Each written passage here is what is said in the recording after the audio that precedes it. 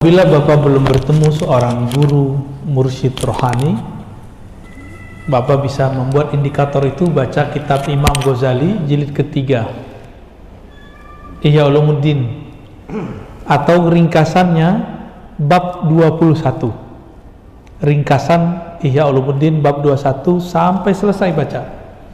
Nanti ada di bab riya, sebab-sebab riya, ciri-ciri riya, cara membersihkan riya. Ada semua Pak di situ. Kalau Bapak gengsi mau berguru atau Bapak sibuk, bacalah buku itu. Tapi biasanya orang udah malas berguru, malas baca juga. Ya Pak ya. Nah, tapi semoga Bapak tidak termasuk dua-duanya yang pemalas itu ya. Semoga ketemu gurunya. Apakah dengan cara membuat indikator begitu kita bisa? Ya itu kan yang terbayang oleh Bapak. Ada yang di dalam itu lagi yang tidak terbayang. Dokter ahli bedah itu dia bisa melihat sesuatu yang kita nggak lihat, ya gak? Kita sih ngeliatnya biasa aja, bagi dia sesuatu, karena dia punya teknologi, dia punya alat. Ada satu hal, dia punya pengalaman. Nah itu yang mahal Pak. Pengalaman itu mahal, itu skill yang luar biasa. Nah, mursyid guru-guru rohani ini punya pengalaman membersihkan kolbunya, lalu membersihkan kolbu orang lain. Itu yang mahal ya. Silakan ditemui Pak ya. Jadi indikator ini nanti akan tambah sempurna kalau Pak baca buku ringkasan Ihya Ulumuddin mulai bab 21 insyaallah ya.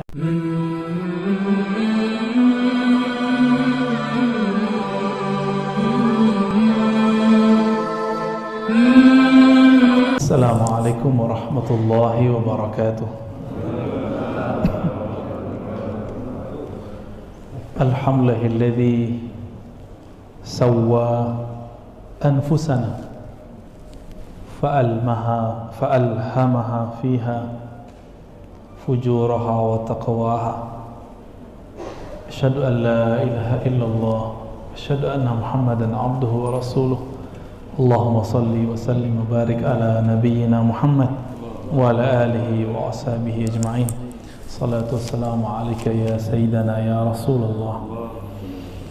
Baik Bapak Ibu Saudara, sahabat pejuang subuh ya. Namanya di sini apa Pak? Pencinta subuh Masjid An-Ni'mah. Benar ya. Semoga dalam ridha Allah Subhanahu wa taala. Amin. Nabi mengatakan al-barakatu li ummati fi bukuriha. Saya sering mengulang-ulang hadis ini. Keberkahan bagi umatku karena mereka segera bangun pagi. Jadi bangun pagi aja berkah. Muslim non muslim berkah. Ditambah dia jalan ke masjid, berapa keberkahannya. Jadi ada orang nih belum Islam, tapi dia bangun subuh, diberkahi Pak, tubuhnya sehat. Tapi berkahnya baru pada tahapan zahir, belum sampai kepada batin ya. Namun jika dia bangun subuh, bahkan sebelum subuh, keberkahannya zahir dan batin. Orang-orang yang mengurangi tidurnya 1 jam, secara fisik dia lemah, kata orang, tapi secara rohani dia akan lebih kuat. Orang kalau kuat rohani, fisiknya kuat nggak? Ahlul Badar 313 orang bisa mengalahkan 1000-an bahkan lebih orang-orang kafir Quraisy dan tentara-tentara yang lain. Itu kenapa? Karena kekuatan rohani. Bulan puasa 17 Ramadan perut lapar, sahur pun sedikit, namun Allah Subhanahu wa taala mengirim tentaranya karena rohaninya kuat. Jadi jangan berpikir kalau kita kurang tidur, tahajud, kekuatan kita melemah. Enggak, justru menguat ya. Maka teman-teman, sahabat-sahabat, bapak-bapak yang ini kan zaman virus akan bertambah terus. Enggak ada ceritanya virus berhenti, enggak ada Pak. Ini sudah dikabarkan oleh mereka. Bahkan WHO, ini enggak tahu nih WHO ini pro mana kita enggak ngerti. WHO sebelum ini sudah mengabarkan akan ada 6 virus. 6. Ini baru 3. Baru 3, katanya yang keempat lebih parah lagi, yang kelima lebih parah lagi, yang keenam lebih parah lagi. Kalau Bapak nggak punya iman di kolbu, ruhnya nggak kuat, ketakutan Pak setiap hari. Maka saya menyarankan nggak usah dengerin berita COVID. Vaksin aja Pak. Saya tadinya juga nggak mau vaksin, tapi karena ya sudahlah gitu. Karena kemaslahatannya lebih banyak. Jarak kita dengan kampung saya kan, saya bukan orang sini Pak. Saya merantau, tapi sudah tinggal di Jakarta, Jabodetabek sekitar. Tapi keluarga kita kan masih di Sumatera. Kalau kenapa-napa harus naik pesawat. Naik pesawat harus pakai vaksin. Ya sudahlah. Kita ngobrol juga dengan teman-teman kedokteran, pecah mereka. Ada yang pro, ada yang tidak. Apalagi para ustadz ya. Masalahnya ustadz kan nggak dokter, ya nanyanya sama dokter. Ya, baik. Pada pagi ini, insya Allah kita mengkaji hikam. Ini tiba-tiba loncat ke hikam 155 ini. Ya, kok bisa ya? Sebelumnya mari kita baca surah Al-Fatihah, surah yang Nabi ambil, Nabi jemput di arasnya Allah, membuka kalbu rohani kita. Semoga pengarang kitab ini juga diberkahi, yang mewakafkan masjid ini diberkahi, yang berjuang di sini diberkahi, jamaahnya diberkahi. Al-Fatihah. A'udzubillahi minasy Bismillahirrahmanirrahim. Iyyaka na'budu wa iyyaka nasta'in. Shiratal ladzina an'amta 'alaihim. Allahumma shalli 'ala Nabi Muhammad. Hikmah yang akan kita baca, hikmah 155. Hazzun nafsi. Jadi Ibnu Athaillah mengatakan hazzun nafsi fil ma'siyati zahirun jali. Kecenderungan diri, jiwa, nafs fil ma'siyati, dalam bermaksiat, zahirun jali, zahir dan jelas. Benar Pak ya? Bapak kan sudah seumur ayahnya dia nih. Tapi kalau ketemu gadis cantik, tertarik nggak Pak matanya doang? Bener Pak ya? Sama kita Pak, sama kita. Normal, zahirun jali, zahir dan jelas. Sama Bapak, ibu-ibu juga begitu. Kalau ngelihat yang masih cakep gitu, muda, itu matanya tertarik Pak, dan itu normal. Secara manusiawi, zahirun jali, zahir dan jelas. Ya. Apalagi kalau ngeliat duit, matanya, kalau duitnya yang warnanya merah itu duit berapa tuh Pak? 100, matanya langsung merah ya. Mata langsung hijau. Bener. Sama, saya juga begitu Pak, sama. Mau ustadz nggak ustadz sama.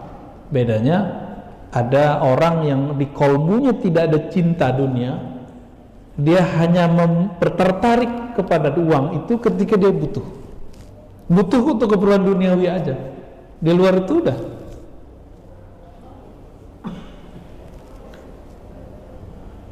biasa ya. Apalagi maksiat yang jelas. Ini sebut aja nih, kalau ada seliweran di handphone kita sesuatu yang seksi-seksi, kita tertarik nggak bukanya? Walaupun kopiahnya putih-putih gini Pak, dalamnya hitam juga itu. Sama semua. Bapak jangan kira nafsu saya lebih lemah dari Bapak, nafsu saya lebih besar. Kayaknya saya lebih muda. Terus apa lagi? Kami ketika belajar agama, itu imajinasi ketika masuk ke ayat-ayat tertentu itu harus kuat, khayalinya harus kuat, imajinasinya harus kuat. Ketika membaca ayat-ayat surga neraka, kita meresapi itu. Maka saya ini pengkhayal hebat Pak, jangan dikira. Jadi saya kalau melihat seseorang, baik laki perempuan, itu macam-macam kebayang bagusnya di belakangnya itu. Jadi hati-hati ketemu saya Pak. Mulai dari yang baik-baik sampai yang jorok-jorok tuh kebayang di kepala saya nih Pak. itu di atas normal itu. Dan itu jen berat bagi saya itu. Jen berat sekali bagi saya itu. Ya. Dan, tapi itu normal, ya. Semua orang begitu. Maka jangan dikira orang berkopiah, bergamis, bersarung ini aman dari syahwat. Enggak. Justru jelas kecenderungannya. Enggak lihat, pura-pura lihat. Ya. Maka kita jujur saja ke dalam diri. Ya Allah, aku ini pemaksiat. Aku ini banyak maksiat. Nanti Allah jawab Pak di akhirat. Allah nanya, hadisnya sahih ini, ada di Sahih Bukhari, Kitabut Tauhid. Wahai hambaku, kamu kan yang dulu dosa ini. Jawab aja Pak, kalau sudah biasa istighfar dari sekarang, nanti kita ngaku di sana. Iya ya Allah. Lidahnya ikut ngaku. Tapi kalau sekarang sudah biasa menolak, enggak, saya enggak maksiat Pak. Nanti di sana kita bohong. Lidah kita bilang tidak, tapi tangannya bilang iya. Tangannya ngomong Pak. Ya. Matanya ngomong, iya kok kamu bohong wahai lidah. Itu gunanya istighfar setiap hari. Supaya apa? Supaya nanti kita bisa jujur di hadapan Allah. Suka orang jujur. Sekarang kita seneng nggak anak kita salah terus jujur? Seneng nggak? Seneng. Kalau dia udah salah dia nggak jujur, mau kita gampar dia Pak. Ya. Allah nanti nanya, kamu dulu melakukan ini, jam sekian kamu dulu maksiat begini, dulu tahun sekian kamu begini-begini. Semua Allah katakan. Kita cukup mengatakan betul ya Allah, betul ya Allah, naam ya Rabb, naam ya Rabb. Apa kata Allah? Al-yawm ghafartu lak. Karena kamu jujur, kamu ngaku. Dulu kamu sudah ngaku di dunia, sekarang kamu pasti juga ngaku di akhirat. Ghafartu lak. Aku ampunkan bagimu. Hadis Sahih Bukhari. Maka mulai-mulai Pak taubat. Taubat itu harus ada penyesalan. Nyesel itu ngaku, ya Allah, saya begini, saya begitu. Udah begitu Pak tiap hari. Dosa mata, dosa telinga, dosa lisan, dosa otak yang jorok, dosa nafsu yang bergejolak, semuanya kadukan kepada Allah. Nggak usah kadukan ke orang, nggak usah ceritakan ke orang, ya. Dan nggak usah putus asa. Ada pendosa, ada yang lebih banyak lagi dosanya dari kita. Jadi belum telat. Orang yang udah banyak masyarakat aja balik, masa kita nggak balik? Kira-kira begitu ya. Ustadz saya hina, iya emang nggak ada orang nggak hina. Semua kita hina. Bahkan kita terbuat dari yang hina. Ya. Namun ada satu hal yang bahaya. Kalau maksiat orang biasa Pak ngaku. Sekarang ada yang tersembunyi di dalam taat. Wa hazzuha fit ta'ati batinun khafi. Tetapi kecenderungan jiwa, kecenderungan nafsu diri dalam taat tidak terlihat. Batin tidak terlihat, khafi, tersembunyi. Enggak kelihatan. Pakai baju ustaz. Ya, saya kan dulu seneng Pak ngelihat tanah kosong. Sekarang saya lepas semua. Apa nafsunya ngomong, wah enak nih kalau buat pesantren nih. Dulu begitu Pak. Tahu-tahu kita ngobrol sama guru-guru kita. Tanya, kamu mau buat pesantren di mana Ar-Razi? Di sono, Syekh Habib. Jauh amat. Sini aja lah, kira-kira begitu. Langsung hilang tuh Pak, cinta sama tanah itu. Udah. Kita tunggu event, kita kemudian mengatakan kepada teman-teman di yayasan, Pak, saya mau mengundurkan diri. Itu. Hilang minat saya sama tanah. Jadi sama, ustadz sama kontraktor mirip Pak. Kalau kontraktor lihat tanah kosong ingin buat proyek-proyek, sama nggak jauh beda. Bedanya kalau saya ustadz, saya ngomongnya, ayo beramal, kita bangun masjid. Masjidnya buat kita. Ayo beramal, kita bangun pesantren. Tapi pesantrennya memperkaya diri. Belum selesai pesantrennya, lihat lagi tanah di sampingnya. Jamaah, ayo kita bebaskan tanah. Tuh nafsu lagi. Beramal fi sabilillah, yang menyebut nama Allah, ya. Ternyata intinya nafsu dia. Dan itu banyak di setiap tempat, di setiap masa. Apalagi nyebut-nyebut nama Allah, aduh memalukan itu, ya. Kalau mau besarin pesantren, besarin aja sendiri. Benerin dulu kalbunya. Benar nggak berjuang untuk Allah atau ingin nafsunya ingin dibesarkan? Kalau pakai nafsu, ada selesai-selesainya nggak? Nggak selesai. Maka coba Bapak kalau sesekali jalan ke pesantren-pesantren, ya, udah luas nih pesantrennya, masih pengen diperluas, itu udah pakai nafsu udah. Jadi itu terjadi tidak hanya di kalangan orang-orang yang umum, ya. Itu baru contoh kasus pada diri saya. Ada yang lain, baca Quran pengen diperhatikan orang, namanya riya. Tapi riya ini beragam. Pernah dulu, ini saya cerita saja Pak, biar orang nggak tersinggung, ya. Ini aku cerita ke orang lain, nanti orang tersinggung. Ini cerita saya sendiri. Dulu kalau mimpin sholat, saya suara, saya bagus-bagusin, mirip-miripin sama Syekh Sudais. Serius Pak, serius. Biar apa? Biar makmum yang di belakang itu terasa dia sholat di belakang Syekh Sudais di Masjidil Haram. Tuh, pengen digituin. Awal-awal masih begitu.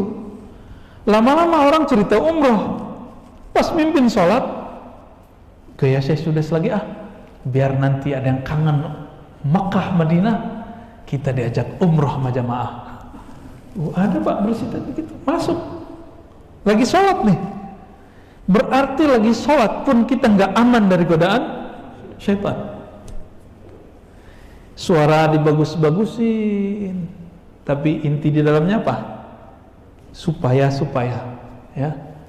Itu saya loh Pak, ya. Saya nggak tahu kalau Bapak. Sama. Ada yang agak alusan dikit. Ini agak maju. Baca surat Al-Waqiah supaya rezeki lancar. Gimana? Banyak begitu? Rata-rata begitu. Berarti baca Waqiahnya bukan karena diperintah Allah. Baca surah Waqiahnya bukan karena ingin mendekat kepada yang maha kaya, tapi kita pengen kaya. Nafsu nggak tuh? Tersembunyi nggak? Tersembunyi. Gimana cara benerin itu? Susah benerinnya. Kalau tadi, ya, kalau nggak punya guru, maka kiai ini harus punya guru lagi Pak. Ada kiai di atas kiai, ada guru di atas guru, ada syekh di atas syekh, ada mursyid di atas mursyid. Ada hal-hal yang si mursyid ini nggak bisa lagi ngomong, kiai ini udah mentok, dia harus datang ke kiai yang senior. Nanti diobatin tuh kolbunya. Obat kolbu itu kadang cukup pakai ngomong, tapi yang ngomong siapa? Kita lagi sakit, yang ngomong ustadz kurang pas, tapi yang ngomong dokter keterima nggak? Terima. Ya. Maka beliau mengatakan hazzuha fit ta'ati batinun khafi. Kecenderungan bisikan-bisikan batin jiwa yang membatin itu, kecenderungan kepada selain Allah karena dia tidak tampak. Mudawatu ma yukhfa sa'bun ilajuh. Membersihkan, mengobati penyakit yang dalam tidak tampak sulit sekali. Jadi selevel ustadz wajib punya mursyid. Dai itu wajib punya mursyid Pak. Apalagi Bapak kan. Ya. Imam Ghazali masih butuh mursyid ya. Mursyid ini guru spiritual yang mengajarkan dia cara menuju Allah Subhanahu wa taala. Selevel Imam Ghazali itu hafal Sunan Abu Daud Pak, satu kitab hadis. Orang di luar kan nggak ngerti, ya. Orang-orang sekarang, ustaz sekarang itu ngeremehin Imam Ghazali. Kata mereka Ghazali ini penyebar hadis palsu. Ya salah. Dia nggak tahu Imam Ghazali hafal Sunan Abu Daud 4.000-an hadis. Ustadz sekarang 42 hadis arba'in aja belum tentu hafal. Bisa kita cek hari ini ya. Udah berani ngecengin Imam Ghazali. Dia cuma pakai penelitian Albani aja udah belagu ya. Ini Hujjatul Islam. Imam Ghazali itu ahli hadis tapi bukan ahli riwayat, ahli hafal matan saja. Dulu disebut dengan fuqaha. Jadi ahli hadis metode ahli fikih, hafal cuma teksnya, tapi tidak hafal sumber-sumbernya. Sanadnya itu beliau tidak mendalami. Apa kata Imam Zahabi? Seandainya Imam Ghazali mendalami hadis, maka dia akan melewati kita semua. Imam Ghazali itu cuma beberapa tahun, nggak nyampe 10 tahun sebelum wafat, belajar hadis lagi. Waktu muda belajar hadis, lalu jadi usul fikih, filsafat, tobat jadi sufi, belajar hadis lagi. Jadi ilmu tasawuf dan hadis ini nggak bertentangan. Itu mereka barengan jalannya. Loh kok bisa begitu? Emang begitu. Hadis itu diambil dari Rasulullah ya. Tasawuf ajarannya Rasulullah mesti lewat hadis. Maka tidak ada amalan sufi kecuali ada dalilnya dalam hadis Nabi Sallallahu Alaihi Wasallam. Kan sekarang orang malu Pak nyebut tasawuf. Cuma saya aja yang nggak malu. Sebenarnya bukan nggak malu, malu juga karena Bapak ini malu disebut tasawuf, malu disebut sufi.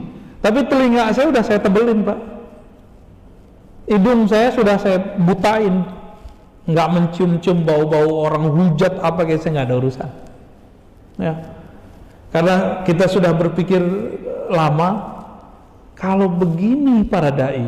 Ini dai-dai pada takut ngajar hikam, takut nyebut kata tasawuf, tarekat sufi, takut dihujat jamaah, takut ditinggal jamaah. Loh kalau ustadz ngikutin selera jamaah, terus jamaah ngikutin selera siapa dong? Kalau ustadz takut ditinggal jamaah, terus jamaah nasibnya gimana Pak? Kapan jamaah ini mengenal Allah? Ya kan? Kalau ustadz tidak bisa menjadi influencer, tidak bisa mempengaruhi umat, malah dipengaruhi oleh umatnya, kapan dia jadi pemimpin? Maka saya pasang badan aja Pak. Gimana? Mau ngebantu saya nggak Pak? Siap nggak? Kalau ya kita jadwalin di sini. Udah minta mulu kan? Ya, minta terus nih. Insya Allah nanti kita cari waktunya di sini. Tapi harus siap pasang badan bahwa kita ahlus sunnah, akidah ahlus sunnah, manhajnya Asy'ariyah Maturidiyah, ya, bersanad kepada Rasulullah, bermazhab Syafi'i, dan yang ketiga bertasawuf. Kalau enggak berarti bukan teman saya, udah. Ya. Oh, saya jalan sendiri aja. Harus ada keberanian begitu Pak sekarang. Kan kalau mau jadi ulama, innama yakhsyallaha min ibadihil ulama, surat Fatir ayat 28. Yang takut kepada Allah hanya, ada hanya di situ, hanya ulama. Mau jadi ulama tanpa bisa baca kitab, takut kepada Allah. Nggak takut sama siapa-siapa lagi, ya. Nggak takut hujatan orang yang menghujat, tidak takut bully orang yang membuli. Ini dibully dikit mukanya udah langsung panas, ya. Dibully dikit di masjid, ngurus masjid emosi. Biasa aja Pak pengurus. Ya, biasa aja kita. Santai aja Pak, santuy kata anak hari ini.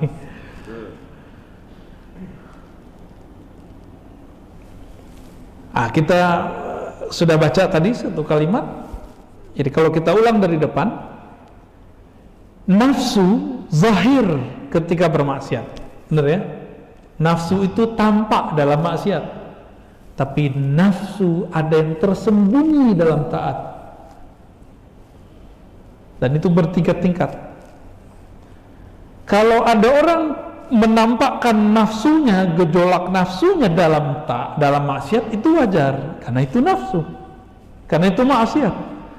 Tapi nafsu dalam taat ini yang berbahaya. Para sufi, mursyid, syekh, pemimpin suatu tarekat, nafsunya ada Pak. Nafsunya apa? Punya jamaah, punya pengikut, pemimpin majelis, pemimpin kelompok. Itu hijabnya dia, penghalang dia sampai kepada Allah, itu jamaahnya sendiri. Ini kita kasih tahu ya.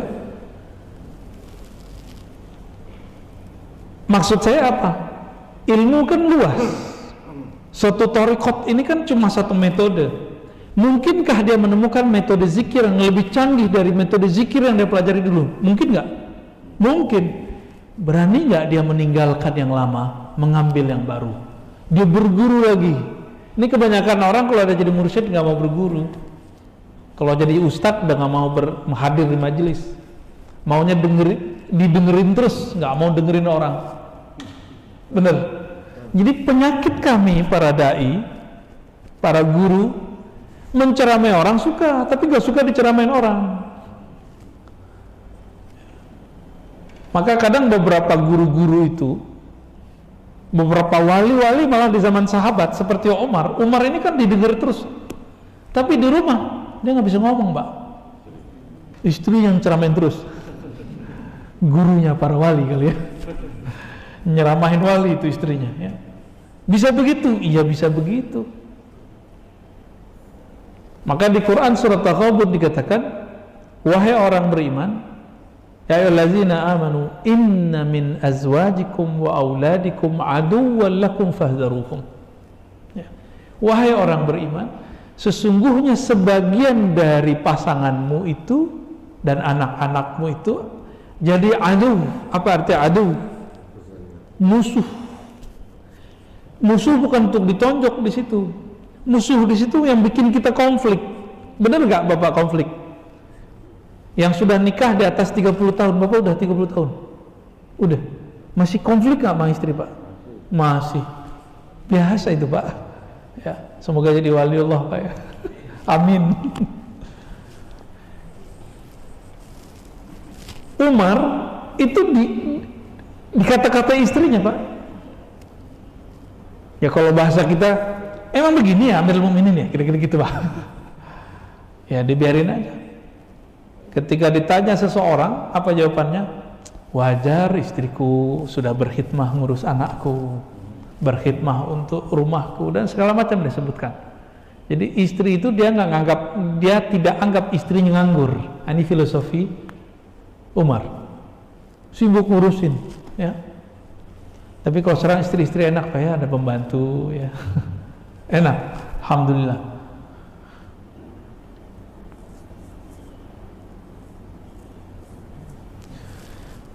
Meninggalkan hasrat dalam maksiat mudah, tapi meninggalkan hasrat dalam taat itu susah.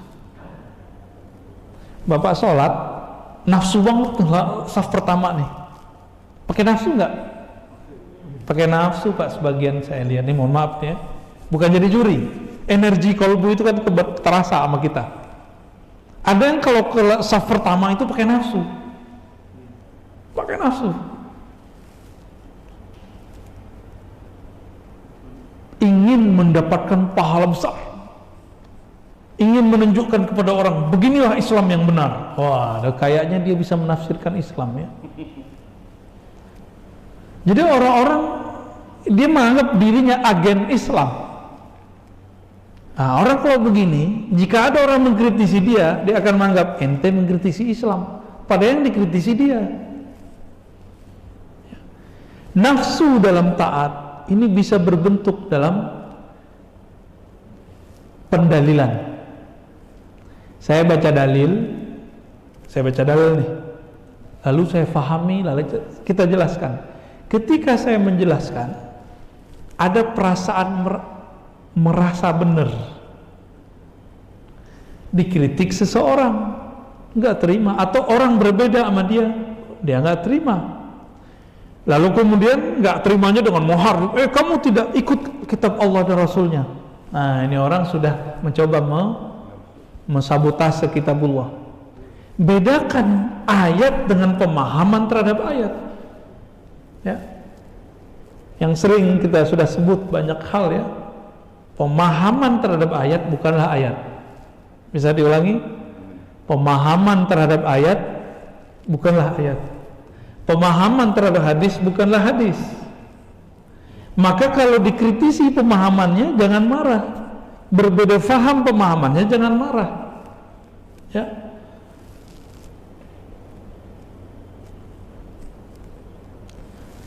Merasa paling benar. Nah, ini paling berat nih. Dalam beragama. Ini musibah umat hari ini. Musibah merasa paling benar. Orang merasa benar itu karena dia taat kan? Karena dia taat, Pak. Nah, ini harus diobati, Pak. Sama aja semua kelompok. Mau kelompok yang ngaku aswaja, mau kelompok yang ngaku salafi, musibahnya sama. Merasa paling benar. Ya. Kita pasti meyakini yang kita amalkan ini benar, tapi jangan merasa paling benar. Bisa memahami itu ya? Saya mengulang-ulang ini. Imam Malik itu ditawarkan oleh khalifah untuk menjadikan kitab-kitab dia menjadi kitab hukum resmi kerajaan atau khilafah Abbasiyah. Apa kata Imam Malik? Wahai Tuan Khalifah, di luar kota Madinah banyak sahabat-sahabat tersebar dan mereka mempunyai murid lalu pelanjut. Pemikiran mereka, riwayat mereka berbeda dengan yang saya riwayatkan. Maka tolong jangan dipakai. Berarti Imam Malik meyakini dia benar, tapi di luar juga ada yang benar. Maka kebenaran ini bisa banyak. Ini disebut kebenaran shawab. Maka kita sering mengatakan wallahu a'lam bis shawab. Disebut kalau di belajar usul fikih kebenaran ijtihad. Apa arti ijtihad? Kesungguhan seorang alim memahami sesuatu sehingga mendapatkan sesuatu makna. Makna ini disebut dengan ijtihad. Bisa salah nggak? Sekarang mereka belum ijtihad, baru baca terjemahan udah ngerasa bener. Ada di surat sekian, ayat sekian. Orang begitu gampang dibantah, Pak. Gampang sekali dibantah. Dia cuma nyebutin nomor. Kita tanya, bacain dong ayatnya. Kalau Bapak bisa bahasa Arab ya, bacain dong ayatnya. Terus dia bacain ayatnya. Kalau di kelembungan tuh buka. Kita tanya, maksud kamu apa ayat ini? Dia sebutkanlah maknanya. Kita tanya balik, coba kamu pretelin satu lafaz per lafaz. Ya, terjemahin aja Pak itu. Kalau kamu sudah bisa menerjemahkan ayat ini, baru bisa mengatakan makna ayat ini begini. Kalau enggak, itu baru terjemahan. Terjemahan bisa salah enggak? Bisa salah Pak, walaupun yang menerjemahin orang pinter. Emang dia nabi kan bukan? Bisa salah. Sangat-sangat bisa salah, ya. Musibah merasa benar ini bahaya zaman-zaman sekarang, ya. Taib. Yang biasa di kalangan kita setiap hari adalah nafsu yang tersembunyi dalam taat, ya. Nafsu yang tersembunyi dalam taat. Maka riya dibagi dua, Pak. Ada riya senang dipuji, itu riyanya standar. Suara dibagusin, apalagi kalau sujud tuh dibagus-bagusin, ya. Bacaannya, wah, udah bener, bagus nggak sujud lama? Tapi terbersit di hati, biar kelihatan saya ini sujudnya lama. Kalau Bapak terbersit itu baca langsung auzubillah, walaupun di dalam sujud, auzubillah, aku berlindung kepada Allah, lanjutkan zikirnya, zikir bacaannya. Ada yang ketika terbersit begitu, jangan lama-lama cepet-cepet aja, biar nggak disebut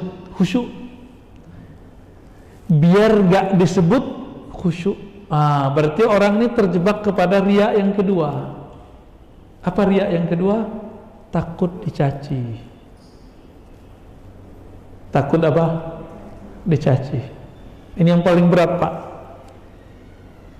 Seseorang nanya ke saya, Tat, ente kenapa ngajar risalah kusyairiyah? Kenapa ngajar hikam? Kenapa ngajar tasawuf? Gak takut dihujat salafi? Ada yang nanya gitu ke saya, Pak. Ustadz juga. kiai juga, bukan satu dua, banyak orang nanya. Kira-kira Bapak kalau ditanya gitu gimana jawabnya? Nggak takut dicaci maki? Biarin aja. Saya cuma jawab, Ustadz, kalau bukan kita siapa lagi? Kalau Ustadz nggak mau, Ustadz Ono nggak mau, terus siapa yang buka ilmu ini? Oh, kita sembunyiin aja namanya, pakai nama Tazkiyatun Nafs. Tazkiyatun Nafs itu hanya satu bab dari tasawuf, saya bilang gitu. Tazkiyatun Nafs aja Ustadz. Tazkiyatun Nafs itu siapa yang buat istilah? Ulama tasawuf. Kenapa nggak dikembalikan ke istilah aslinya? Ya kan? Kita aja yang malu.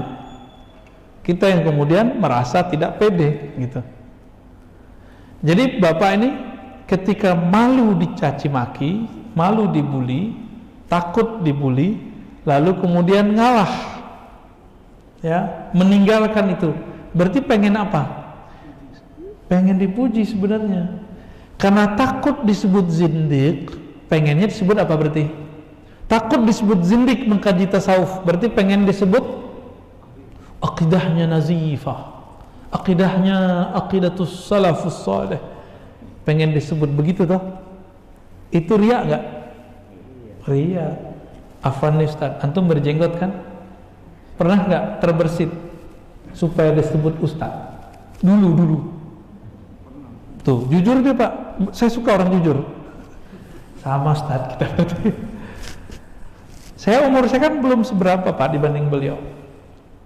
Dulu sering kita nggak dihargai orang kalau datang ke setempat. Gimana biar kelihatan tua dikit gitu, panjangin jenggot deh gitu, biar disebut Ustaz.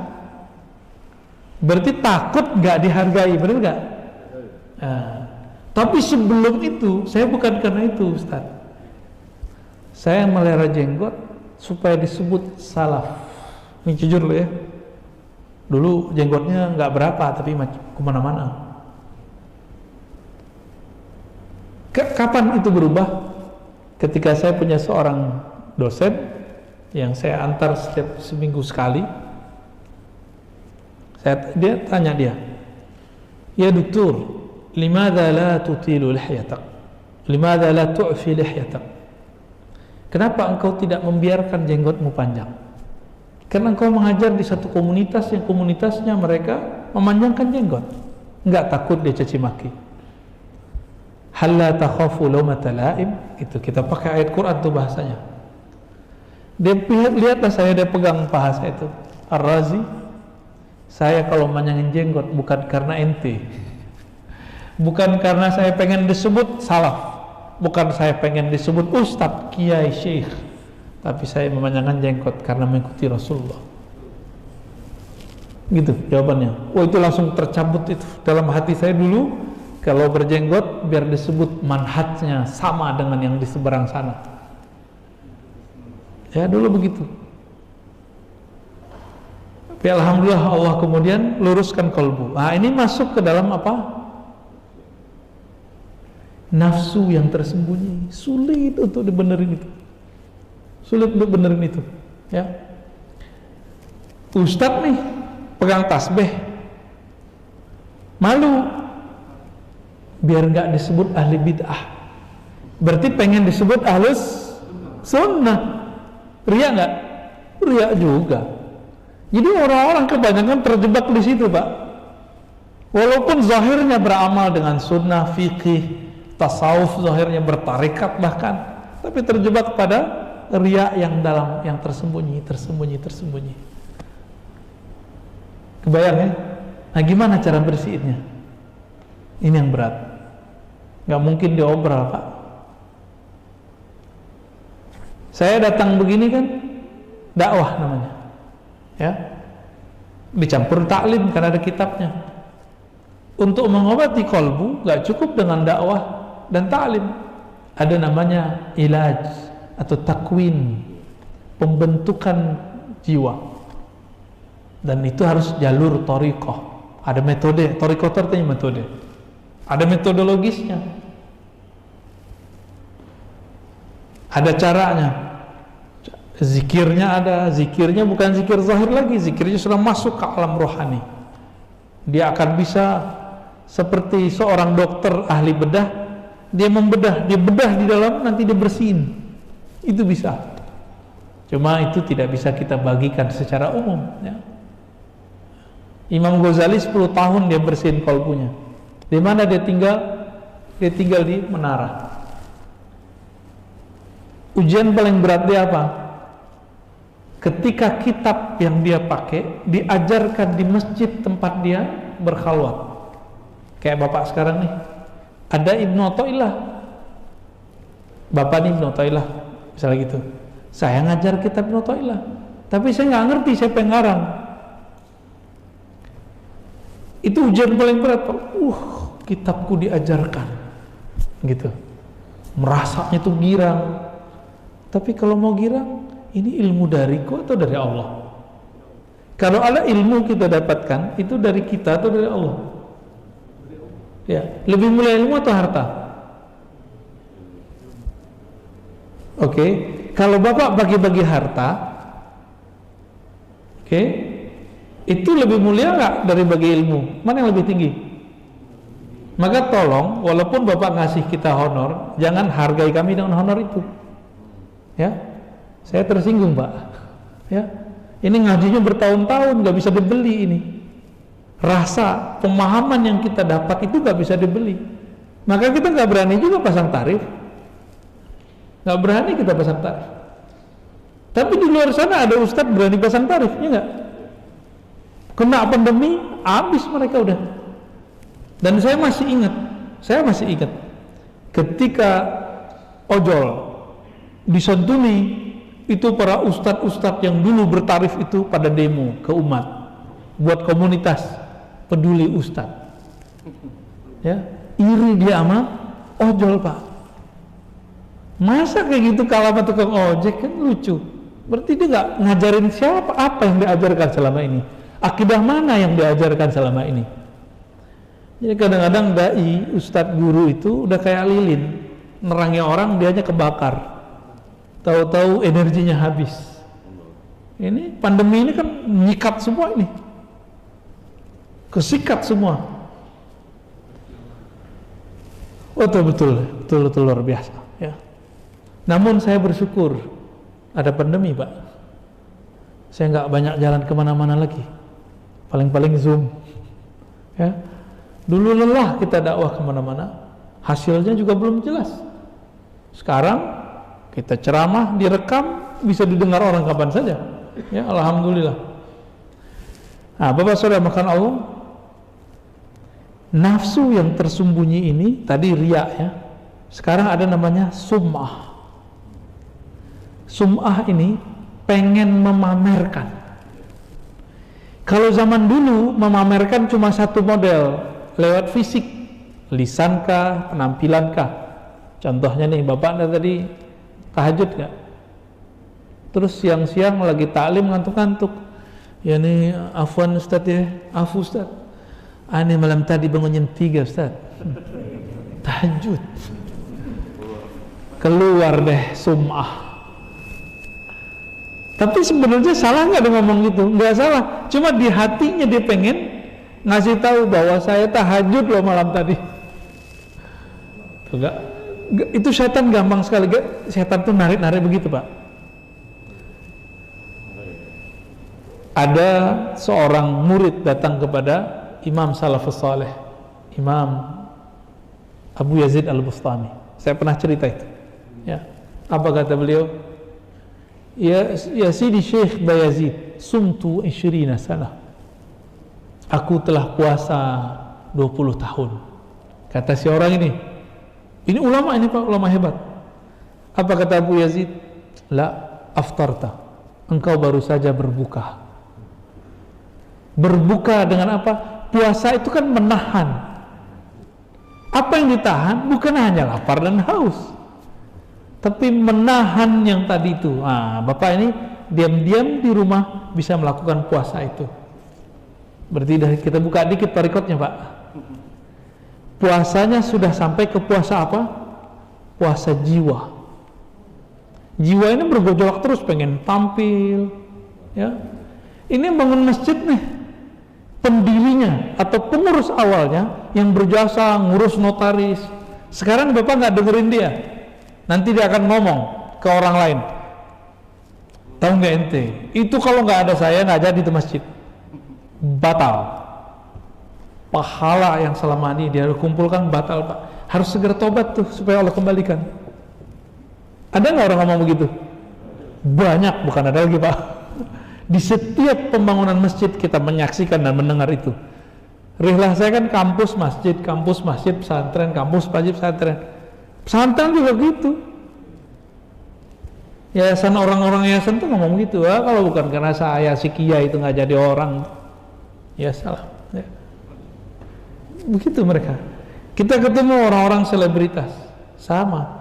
Itu si artis tuh kalau bukan saya yang majuin dia nggak terkenal. Ternyata di semua lini ada terjadi begitu. Guru, nah guru agama yang paling berat. Ada muridnya terkenal, baca Qur'annya bagus, taklimnya luar biasa. Apa kata si guru? Kalau bukan saya yang ngajar dia nggak jadi orang. Tuh. Itu setan girangnya bukan main. Berapa lama itu?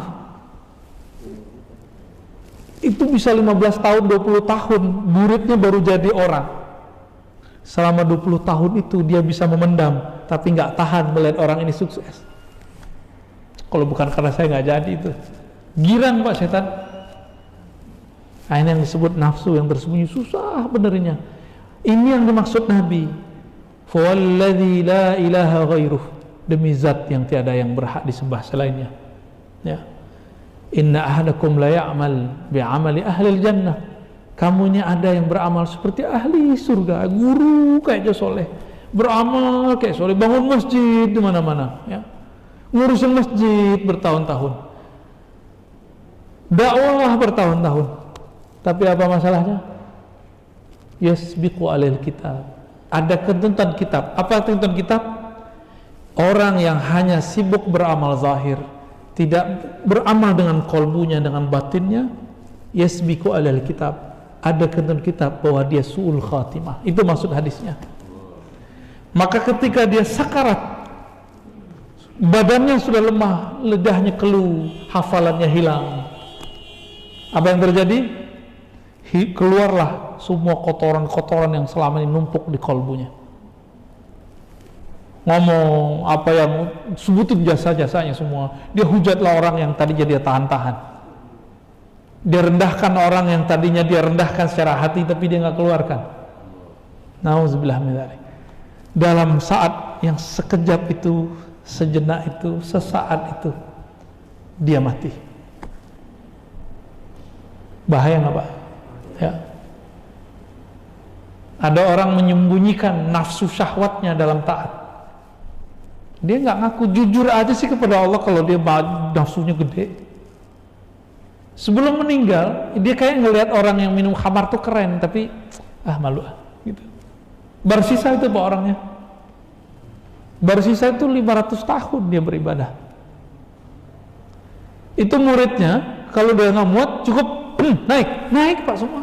Cukup dengan tangan begini deh, naik semua. Berlapis-lapis ke atas. Nanti ada masanya begitu lagi Pak. Sekarang belum. Namun dalam ketaatannya yang berlipat-lipat itu, dia lupa satu hal itu di kolbunya. Pribadi tobat dia nggak ada. Dia rajin taat, rajin sholat, rajin zikir, tapi di kolbunya nggak ada rasa tobat. Ya, saya ngelihat ada orang tobat hari ini, tapi lupa tobat batinnya. Ya, banyak nih yang artis-artis nih. Terus ngomong, saya doakan kalian husnul khotimah. Dia lupa mendoakan dirinya husnul khotimah. Ini udah banyak hari ini, ya. Maka kesimpulan kajian kita pada pagi ini, Bapak Saudara sahabat yang dimuliakan Allah, mari kita kalau berjuang melawan nafsu itu tidak hanya yang zahir, tapi juga yang batin. Karena yang batin itu tidak tampak, maka membersihkannya pun juga susah. Oleh karena itu, untuk membersihkannya mesti kepada ahli yang mengerti bab yang batin. Ustadz itu seperti dokter, ada ustadz yang umum, ada dokter yang umum. Spesialis, ada dokter spesialis, ada juga guru spesialis. Guru yang dengan izin Allah, Allah izinkan kalamnya, kata-katanya, sikapnya menyembuhkan penyakit dalam kalbu. Temuilah guru-guru seperti itu, hukumnya wajib, bukan sunnah. Hukumnya wajib. Kenapa? Itu taruhan kita, hidup husnul khatimah atau su'ul khatimah. Itu baik ujungnya atau tidak baik ujungnya. Jadi orang-orang yang belum tersentuh lama Allah di kalbunya nih, belum bergetar, saya nggak jamin Pak di akhirat nanti dia gimana. Mati aja dia susah, ya. Tapi kalau sekali nama Allah bergetar masuk ke dalam kalbu, selama-lamanya dia tidak akan pernah lupa. Nanti rasa getaran itu akan dia bawa saat dia berpulang kepada Allah Subhanahu Wa Taala. Jadi sholat itu jangan hanya fisik Pak, tapi batin kita. Karena batin inilah yang pulang. Ruh itu yang berpulang. Mulailah ibadah dengan ruh. Mulai ibadah dengan kalbu. Jangan hanya sibuk di fisik. Kalau ibadah fisik capek, antum akan kecapean terus. Ya. Seumuran Bapak nggak usah ngapal banyak-banyak lagi. Isinya yang dipahami. Tapi yang masih muda-muda ayo ngapal. Kita ngapalan terus. Ya. Baik, kira-kira itu cukup? Mau ada tanya jawab? Boleh. Kalau ada yang mau bertanya, silakan. Ustaz, ada masih ada waktu? Ayo. Ada pertanyaan? Ini bukan sum'ah Pak, tapi tahadus bin ni'mah, menceritakan nikmat. Selama pandemi, saya dapat ilmu baru, bisa melek semalaman penuh. Makanya kalau dibilang baliklah sebelum pandemi, saya nggak mau, karena ilmu baru ini mahal sekali. Kita kira kita bakal lemes, ternyata enggak. Ini tahadus bin ni'mah, ya, menceritakan nikmat Allah Subhanahu Wa Taala. Tadi jam 11:30 kita mulai ngaji ya, sampai jam 3 ngobrol tentang Allah Rasulullah sampai jam 4 langsung ke sini. Alhamdulillah nggak lemes tuh Pak. Malah Bapak yang ngantuk-ngantuk kan, tidur lagi. Ya, fadal. Cukup. Maaf, kita ini di masjid ini terbiasa dengan zikir setiap malam Jumat, kan? Ya. Salah satu yang saya ambil hikmahnya, saya pernah bilang, jadidu imanakum, perbarui imanmu dengan kalimat la ilaha illallah. Apalagi saya bersyukur di saat pandemi ini kita tidak bertakziah ke rumah orang yang berduka, tapi kita sediakan tempat di sini untuk takziah, seperti tahlilan itu malam 1, 2, 3, semalam juga ada yang malam 40. Kita senang membantu saudara-saudara kita yang memang pengen bertahlilan, tapi ada 2 jamaah nggak ada dasarnya, tapi kita biarkan. Saya bukan anggap berlalu seperti itu, hanya tujuannya menghibur Ustaz, seperti itu. Mohon tanggapannya tentang tahlilan ini dalam malam 1, malam 2, malam 3, 7, dan juga zikiran yang kita lakukan setiap malam Jumat. Terima kasih. Yasinan. Baca Yasin. Iya. Kalau Yasinan mungkin asinan kali ya, memang nggak ada di zaman Nabi. Tapi kalau Yasin ada di zaman Nabi. Yasin itu Quran nggak Pak? Quran. Ada perintah, utlu ma uhya ilaik, bacalah yang diwahyukan kepada engkau. Yasin Quran nggak? Quran. Salah nggak kita baca Yasin? Oh nanti dijawab. Oh cara seperti ini tidak ada di zaman Nabi. Emang yakin dia nggak ada di zaman Nabi? Ya. Ayatnya kan jelas ya. Yatluna ayatihi haqqa tilawati. Surah Al-Baqarah itu. Mereka, kalimatnya mereka membaca ayatnya sebenar-benar membacanya. Kalimatnya pakai mereka, jamaah. Lalu di hadis Imam Muslim dikatakan ma min qaumin yajtami' fi majlisin, ya, atau fi maq'adin, tidaklah satu kaum duduk di satu majelis. Ngapain mereka? Yatluna ayatillah, membaca ayat-ayat Allah. Saya mau tanya, Yasin ayat Allah apa ayat setan? Kalau saya ngumpul baca Yasin, masuk hadis itu enggak? Saya ngumpul baca Tabarak, masuk enggak? Ngumpul baca Al-Kahf masuk nggak? Mereka akan ngomong, kenapa Yasin mulu nggak yang lain? Emang salah? Baca kitab Al-Azkar An-Nawawiyah. Imam Nawawi menulis satu bab, kebolehan melebihkan satu ayat di atas ayat-ayat yang lain. Kita hobi gitu, itu boleh. Tafdil, ya, tafdil surah ala suwarin, ayat ala ayatin, itu boleh dan disunnahkan. Di masa sahabat Rasulullah ada yang setiap rakaat dia baca kulhu. Coba di sini ada Pak, bubar masjid ini. Wah, ustadznya nggak kreatif, kulhu mulu. Ya, ditanya, ente kok kulhu mulu? Jawabannya Pak, di dalamnya ada nama Allah, sifat Allah, aku suka membacanya. Jadi dia melebihkan satu ayat, bahkan diulang-ulang. Nabi mengulang-ulang, ya, surah Al-Maidah, in tu'adzibuhum fa innahum ibaduk. Nabi ulang-ulang sampai pagi. Jadi Nabi sampai di ayat itu diulang, nggak berhenti. Maka boleh tikraril ayat, mengulang-ulang ayat untuk wiridan itu boleh. Ini dalil wiridan, boleh ngulang-ulang ayat, ngulang-ulang satu surat boleh. Kembali kita ulangin. Lafaznya pertamanya apa? Yatluna ayatillah, membaca ayat Allah. Hadis riwayat Imam Muslim. Wa yatadzakaruna bainahum, di satu riwayat mereka saling muzakarah.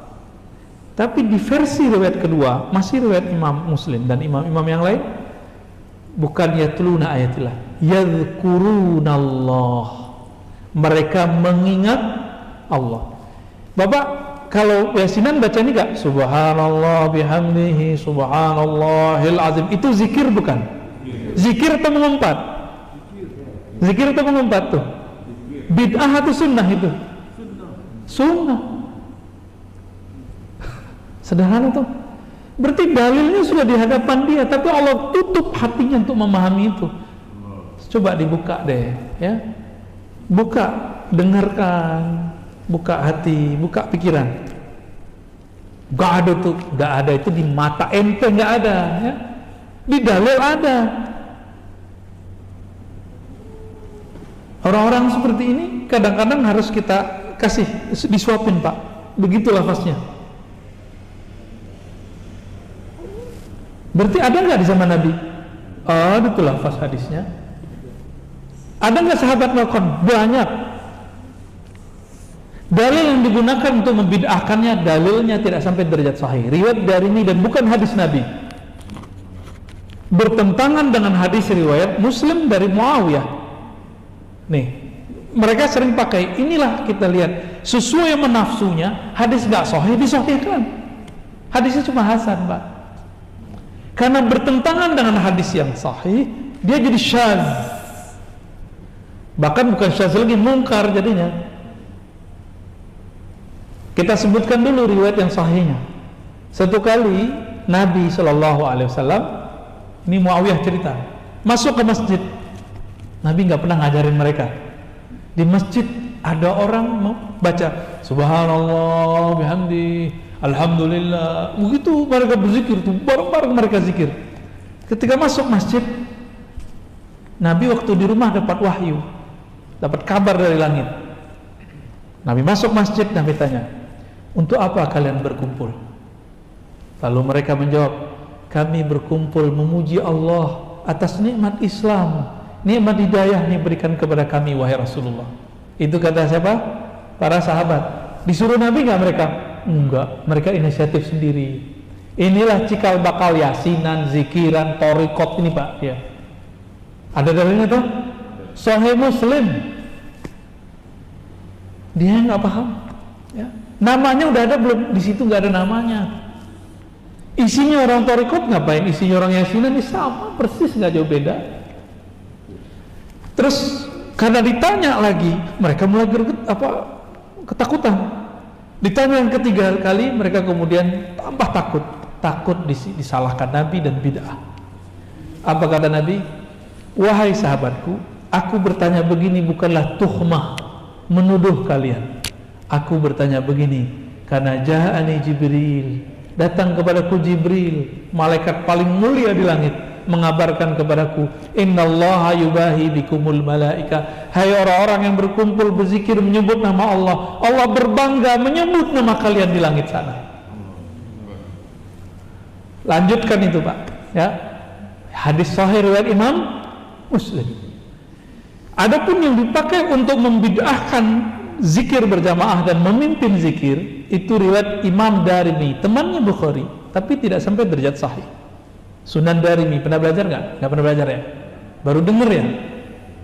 Darimi, bukan Udaromi Pak, itu orang Padang. Darimi,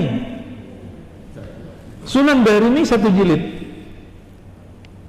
Di situ disebutkan bahwa ketika Abu Musa al-Ash'ari bersama dengan sahabat Ibnu Mas'ud dan lain-lain masuk ke masjid, ada orang mimpin zikir. Qulu subhanallah, subhanallah, subhanallah, subhanallah, kayak khatamannya orang tarekat.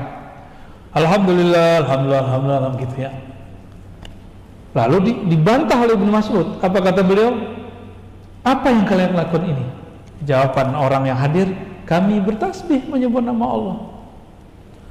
Ditegurlah oleh Ibnu Mas'ud, Abu Musa al-Ash'ari, betapa banyak amal yang baik, la yusibah, betapa banyak orang pengen kebaikan tapi la yanalah, la yusibah, dia tidak mendapatkannya.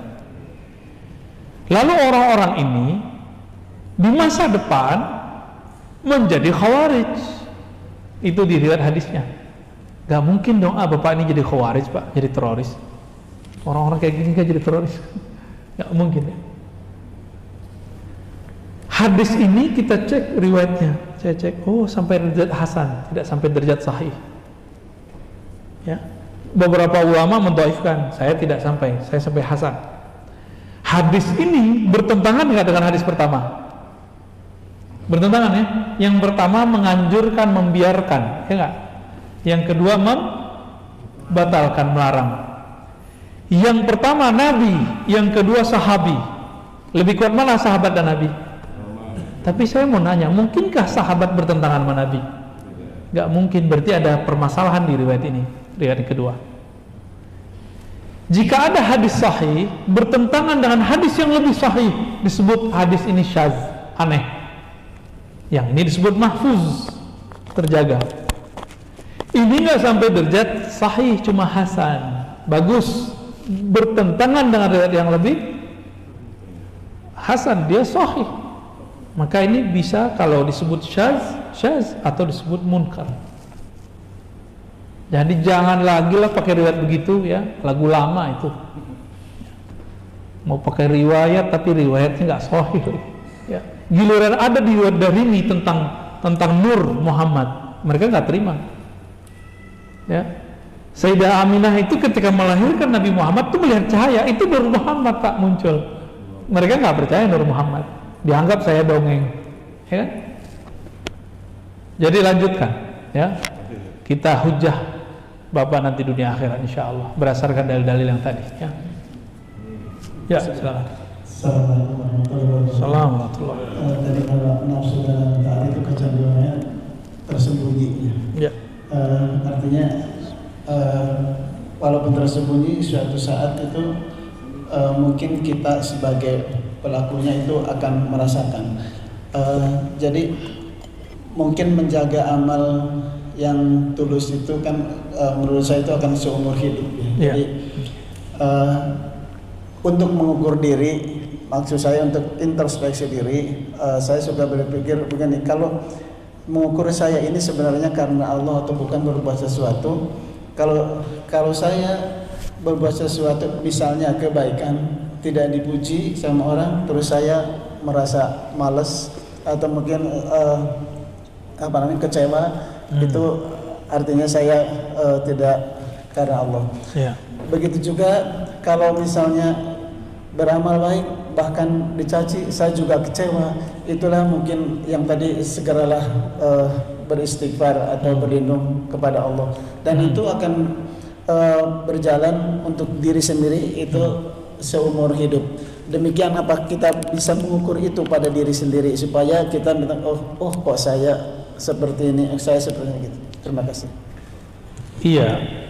apabila Bapak belum bertemu seorang guru mursyid rohani, Bapak bisa membuat indikator itu baca kitab Imam Ghazali jilid ketiga, Ihya Ulumuddin, atau ringkasannya bab 21. Ringkasan Ihya Ulumuddin bab 21 sampai selesai baca. Nanti ada di bab riya, sebab-sebab riya, ciri-ciri riya, cara membersihkan riya. Ada semua Pak di situ.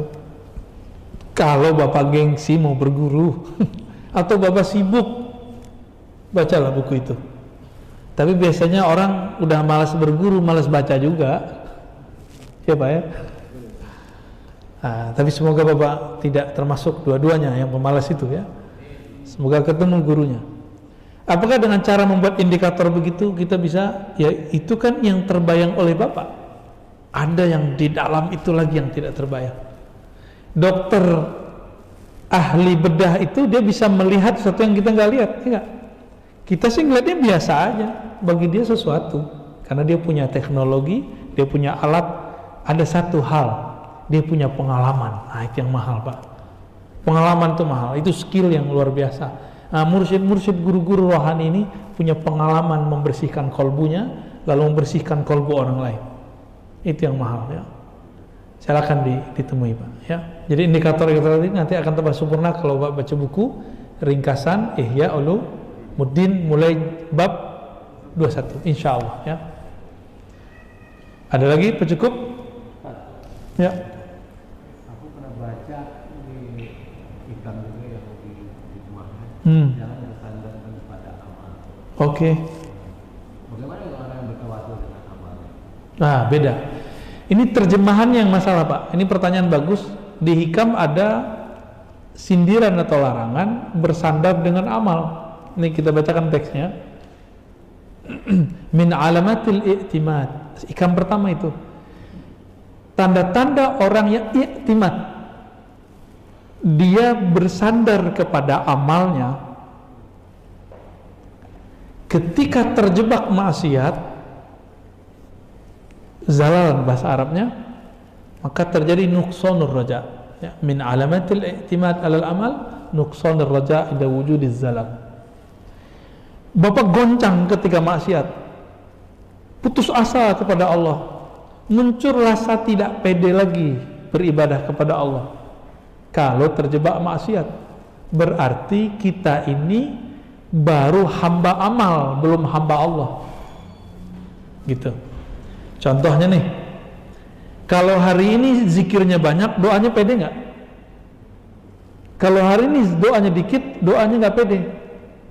Saya mau tanya, Tuhan Allah saat kita doa banyak sama nggak dengan Allah saat kita doa sedikit atau zikir sedikit? Sama, benar sama. Allah yang kita sembah saat kita sembah sama nggak dengan Allah saat kita maksiat? Sama aja. Apakah Allah berubah, bertambah kaya dengan taat? Apakah Allah terganggu dengan maksiat kita? Enggak. Maksiat itu Pak, yang terganggu diri kita sendiri. Jadi maksiat itu kenapa diharamkan? Karena mengganggu kita sendiri kepada Allah. Allah itu nggak mau hambanya terganggu koneksinya dengannya. Karena itu membahayakan diri kita. Itu maksudnya. Jadi Allah tuh nggak butuh taatnya kita, Allah nggak butuh tobatnya kita dari maksiat. Allah nggak terganggu kok sama maksiat kita. Itu sebabnya Allah Subhanahu Wa Taala menerima tobat, walaupun sudah bunuh 100 orang kan itu, yang riwayat itu. Jadi apa yang dimaksud bersandar kepada amal? Orang yang moodnya tinggi kalau ada amal, moodnya rusak jika tidak beramal. Berarti dia tidak menyaksikan bahwa yang menggerakkan dia selama ini adalah Allah Subhanahu wa Ta'ala. Dia masih merasa ada peran dirinya dalam taat. Kita kalau taat yang kita lihat Allah, kalau maksiat yang kita salahkan diri kita, walaupun semuanya dengan izin. Ada nggak di dunia, di alam semesta ini terjadi sesuatu tanpa izin Allah? Nggak ada. Ustadz, kalau begitu berarti maksiat dengan izin Allah? Iya. Kalau enggak, berarti ada Tuhan selain Allah. yang mengizinkan terjadi maksiat. Dua dong Tuhannya, bahaya nggak? Nah, itulah akidah Qadariyah. Kenapa kemudian dianggap sesat oleh para ulama? Al-Qadariyatu majusu hadhil ummah. Qadariyah itu majusi umatku. Walaupun hadisnya bermasalah ya. Baik. Terjawab Pak? Ya. Cukup? Apa lagi? Oh ya.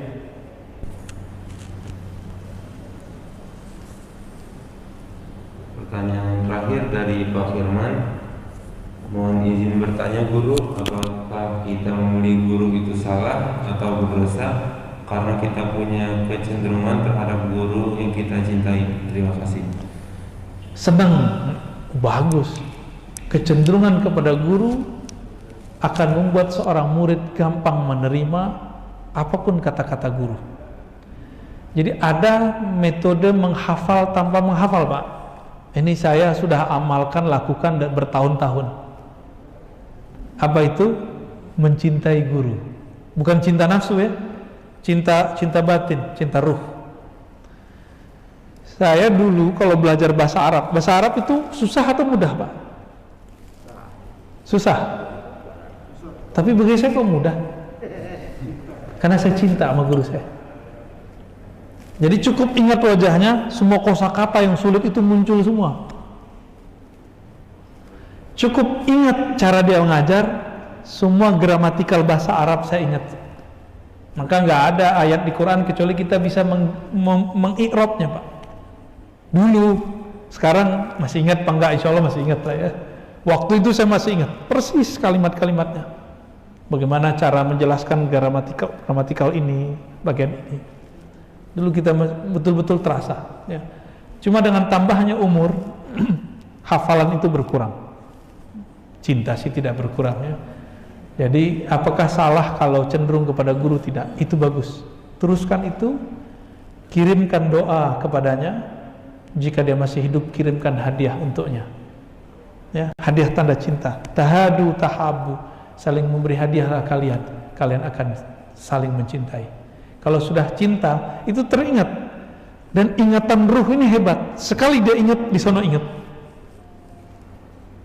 Bapak sering-sering aja kirimin Fatihah ke saya, biar saya mau datang lagi. Baik, cukup ya. Semoga kajian ini diridhai Allah Subhanahu wa taala. Gerakan kita dibersamai oleh Allah Subhanahu wa taala. Allah mansurna, wansur man nasarana, wansur man nasara dinak. Ya Allah, bantu kami. Bantulah kami dalam membantu agamamu. Allahumma inna ala dzikrik. Ya Allah, namamu sangat berat. Bantu kami menyebut namamu. Ya Rabb, ya Zahir, ya Batin. Di dalam kalbu kami, dalam diri kami ada maksiat yang tersembunyi. Wahai yang maha zahir, obati ya Allah. Obati penyakit kalbu kami. Obati nafsu tersembunyi kami. Obati ego sombong yang terdalam dalam jiwa kami. Ampunkan kami dalam keadaan nyata, ampunkan kami dalam keadaan tidak nyata. Rabbana atina fid dunya hasanah wa fil akhirati hasanah wa qina adzabannar. Wa sallallahu ala nabiyina Muhammad walhamdulillahirabbil alamin. Assalamualaikum warahmatullahi wabarakatuh.